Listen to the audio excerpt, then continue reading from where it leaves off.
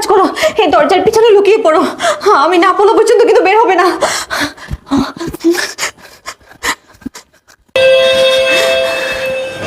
এখন আমি কিভাবে ম্যানেজ করি? হায় আল্লাহ, না আমাকে নার্ভাস হলে চলবে না, আমাকে স্ট্রং থাকতে হবে। তুমি? হ্যাঁ আমি। কিভাবে বলো তো, তুমি দরজা খুলতে এত সময় নিলে কেন? আরে সেটা পরে বলতেছি, কিন্তু তুমি না একটু আগে আমাকে কল দিলে, কই তখন তো তুমি বললে না যে তুমি বাংলাদেশে চলে আসছো।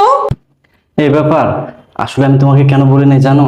আমি তোমাকে চেয়েছিলাম সারপ্রাইজ দিতে, তাই তোমাকে কিচ্ছু বলিনি। কেন যারা, আমাকে দেখে তুমি কি খুশি হওনি?